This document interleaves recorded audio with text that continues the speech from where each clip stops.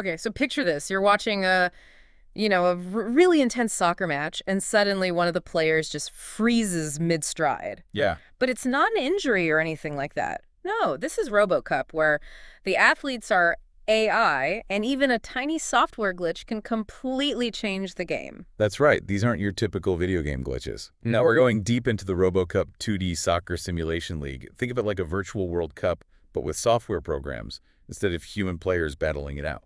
So we've got these virtual athletes running around on a digital field, each one controlled by its own program, and they're all talking to a central server. Yeah, that server is simulating the entire game, making sure everyone's playing by the rules, right? So each team's program is sending commands to its players, sprint, pass, shoot, all that, and the server processes those commands to update the game. It's all happening in real time, too, with incredibly tight timing. How tight are we talking? Each cycle of the simulation only lasts 100 milliseconds. 100 milliseconds. That's barely a blink of an eye. No wonder things can get a little messy. And that's where holes and clashes come in. Okay, holes and clashes, those sound kind of ominous. Well, a hole is basically when an agent misses a communication cycle. So it's like a player spacing out for a moment and missing their cue.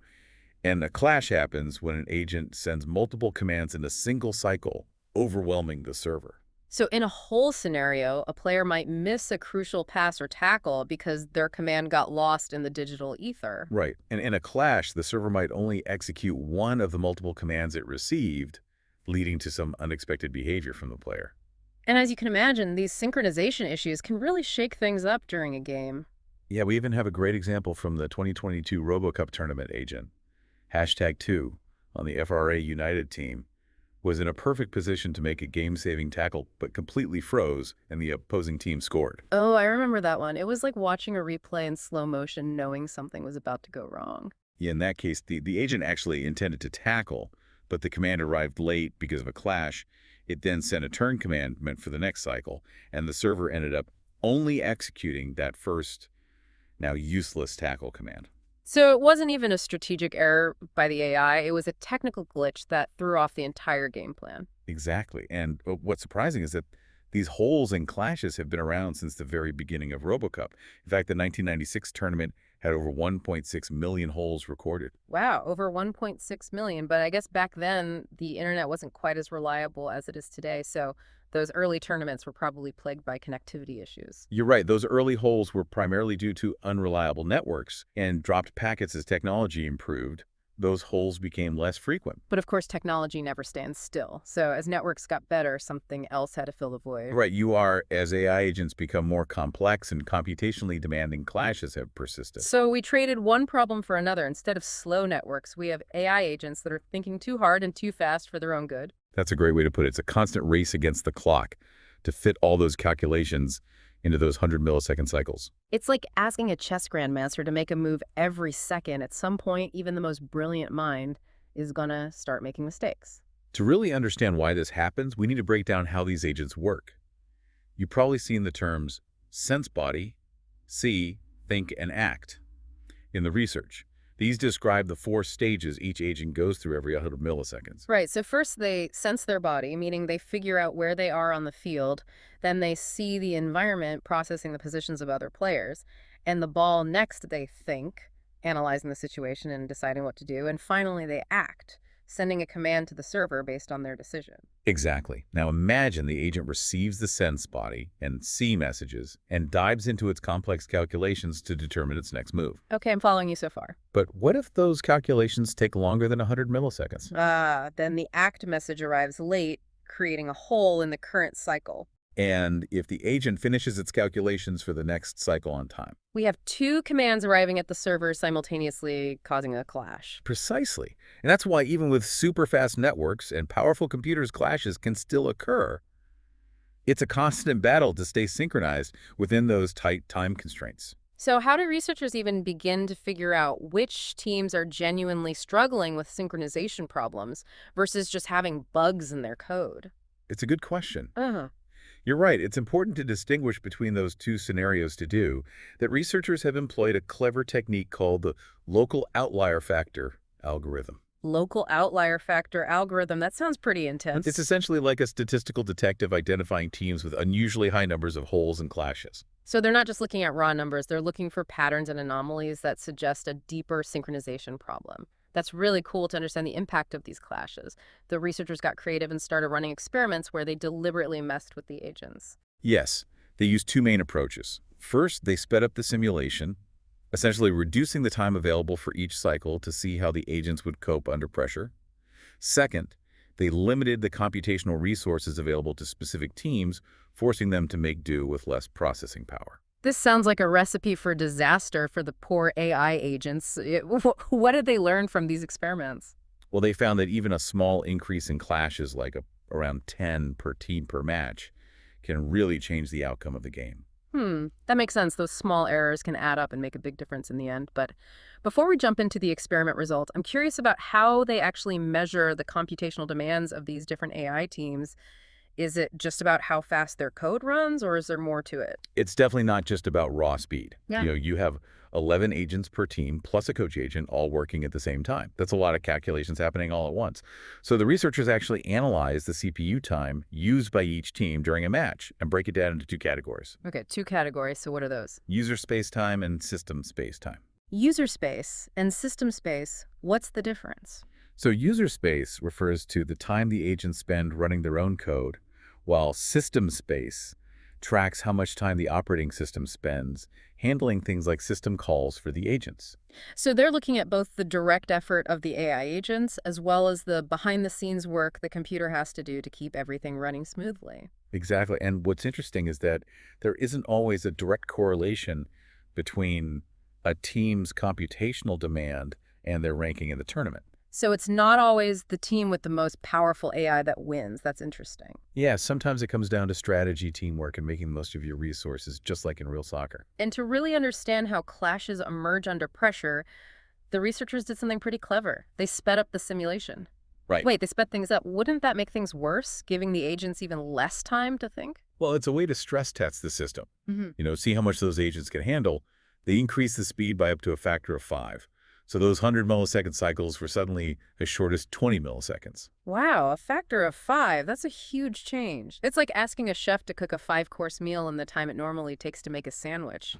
I'm guessing those AI agents didn't handle that too well. Well, as you might expect, the teams that typically use more CPU power were much more likely to have clashes when the simulation was sped up with those really short 20-millisecond cycles. Almost every team was generating over 100 clashes per match. Okay, so pushing those agents to their limits is a surefire way to cause problems. But you know what really caught my eye in the research? That part about the Docker containers? Ah, yes, the Docker dilemma.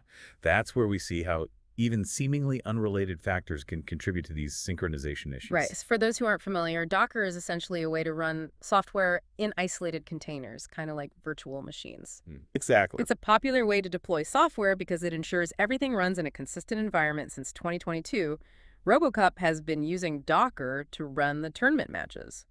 But this seemingly simple change actually introduced a whole new layer of complexity when it comes to holes and clashes. That's right. The researchers discovered that running multiple matches concurrently on the same machine, even with plenty of CPU cores available, could still trigger clashes. That seems counterintuitive. If there are enough processing resources available, why would running multiple matches simultaneously cause issues? That's what's so fascinating about this. Finding it all comes down to the overhead associated with starting and stopping those Docker containers. Think of it like the administrative work of setting up and tearing down those isolated environments. It takes time, and that time can interfere with the precise timing of the simulation. So even if there's enough computing power overall, the act of managing those Docker containers can create timing conflicts that lead to clashes. It's like a well-coordinated team suddenly being bogged down by paperwork. That's a great analogy. And that seems to be exactly what happened during the 2022 tournament, which saw a big increase in clashes. They were running multiple matches concurrently on the same machines, and the Docker overhead seems to have been the tipping point. It's like discovering that a tiny pebble in your shoe can cause you to lose a marathon. To really understand how Docker was affecting things, the researchers focused on a specific matchup, FRA United, the team we talked about earlier, versus Helios, the 2023 RoboCup champion. Right. They started by limiting the number of CPU cores available to each team. So they're handicapping the teams, essentially. Yeah, you could say that they found that when both teams had access to 3 or more cores, there were almost no clashes. Okay, but what happened when they started restricting the CPU cores? Well, as they started restricting the number of cores for FRA United, those clashes started to show up. Makes sense. Less processing power means those calculations are more likely to spill over into the next cycle and cause synchronization problems. Right. And the fewer cores FRA United had, the more goals they conceded when they were limited to just one core.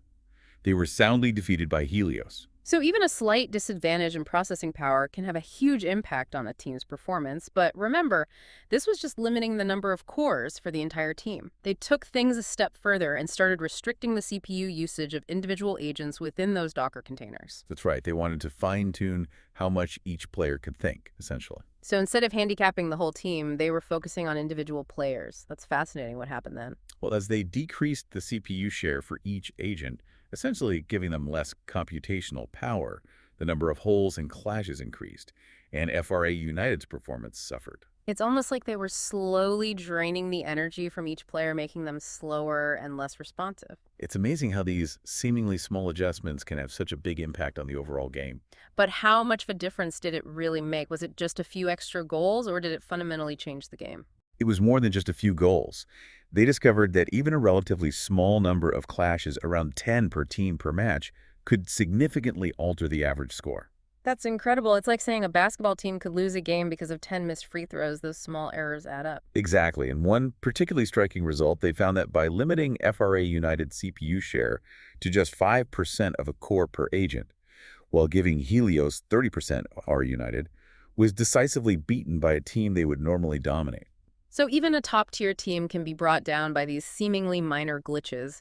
It really highlights how crucial it is to understand and address these synchronization issues, especially as AI agents become even more complex and demanding in the future. Absolutely, and these findings raise a broader question. If these problems are happening in simulated soccer, what other areas might be affected? After all, we rely on complex simulations for everything from weather forecasting to financial modeling to self-driving cars. It makes you think about the potential consequences of these hidden glitches in systems that we use every day. But before we go too far down that road, let's bring things back to RoboCup.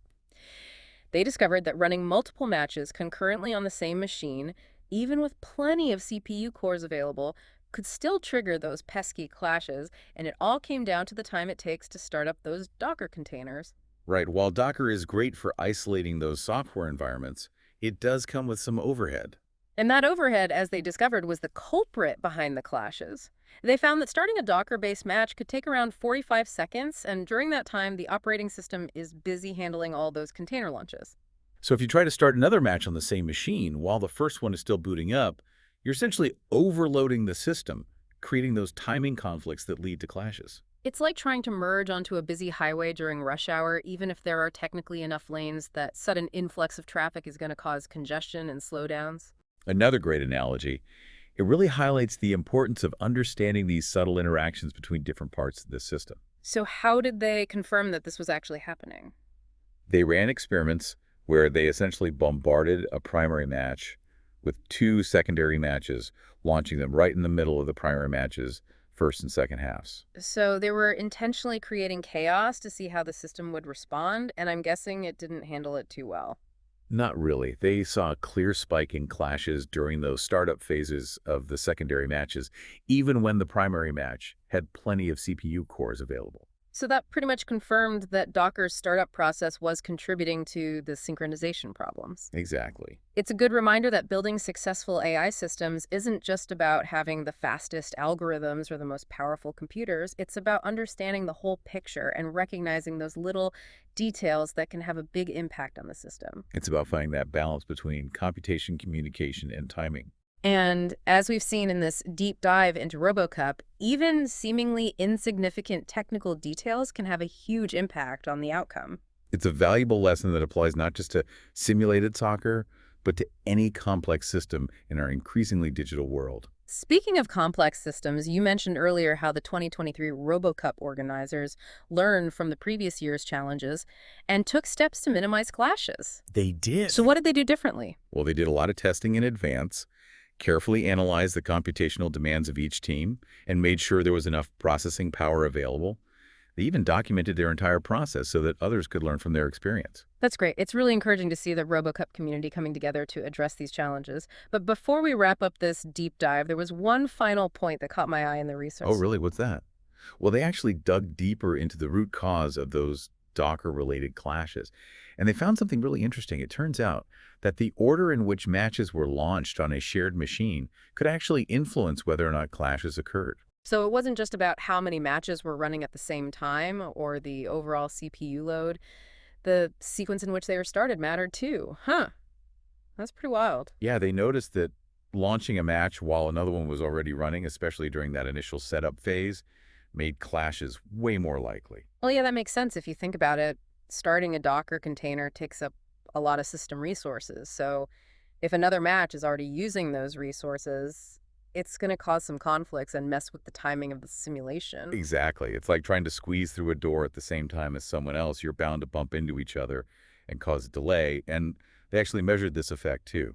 They found that launching a secondary match right when a primary match was starting up could increase the number of clashes by like 3 times or even more. 3 times. That's a huge difference. It really shows how much that launch timing can impact things, and it highlights how important it is to carefully schedule those matches and think about those little interactions when you're setting up the whole tournament infrastructure. Absolutely. And this finding actually has some implications for anyone working with Docker in general. It emphasizes the need to understand how much each container needs and to be really careful about how you launch them so you don't run into performance problems or unexpected conflicts. It's another reminder that even in the world of software, those tiny details can make a big difference. But, Yeah, in the end, that's what makes this research so cool, right? It shows us all those hidden complexities that are lurking beneath the surface of things we use every day. for sure. Whether it's simulated soccer, self-driving cars, or financial markets, understanding these intricate interactions is crucial for building systems that are robust and reliable. And that's what I love about the deep dive, uncovering those little nuggets of knowledge that really make you think and help you understand the world a bit better. Well said. So until next time, keep exploring, keep asking questions, and keep diving deep into all that fascinating knowledge out there. That's right. You never know what you might discover.